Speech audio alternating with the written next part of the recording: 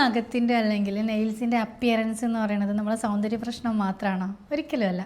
നമ്മുടെ നഖത്തിൻ്റെ അപ്പിയറൻസ് നോക്കിയിട്ട് നമ്മുടെ ഹെൽത്ത് നമുക്ക് ഇവാലുവേറ്റ് ചെയ്യാം. എങ്ങനെയാണെന്ന് വെച്ചാൽ, നമുക്കൊരു ബ്രിറ്റിൽ അല്ലെങ്കിൽ പെട്ടെന്ന് പൊട്ടിപ്പോകുന്ന നെയിൽസ് ആണെങ്കിൽ അത് നമുക്ക് ന്യൂട്രീഷൻ ഡെഫിഷ്യൻസി കൊണ്ട്, അതായത് vitamin A, vitamin C, biotin തുടങ്ങിയിട്ടുള്ള ഡെഫിഷ്യൻസി കൊണ്ടായിരിക്കാം.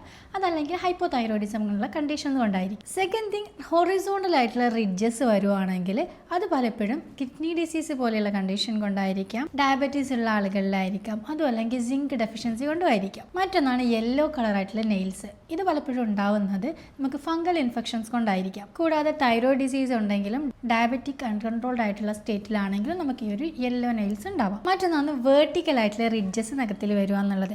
പലപ്പോഴും അയൺ ഡെഫിഷ്യൻസി കൊണ്ടാണ് ഉണ്ടാകുന്നത്. അപ്പോൾ ഇത്തരത്തിൽ നമ്മുടെ നഖത്തിൻ്റെ അപ്പിയറൻസ് നോക്കിയിട്ട് നമുക്ക് എന്തെങ്കിലും ഹെൽത്ത് ഇഷ്യൂസ് ഉണ്ടോ എന്നുള്ളത് മനസ്സിലാക്കാൻ പറ്റും. അപ്പോൾ നിങ്ങൾക്ക് എന്തെങ്കിലും നഖത്തിൽ ഇതേപോലെയുള്ളതോ അല്ലെങ്കിൽ വേറെ എന്തെങ്കിലും തരത്തിലുള്ള അപ്പിയറൻസസ് ഉണ്ടെങ്കിൽ നിങ്ങൾ താഴെ കമൻറ്റ് ചെയ്യുക. അതെന്തുകൊണ്ടാണെന്നുള്ളത് ഞാൻ റീസൺസ് അതിൽ റിപ്ലൈ തരാം.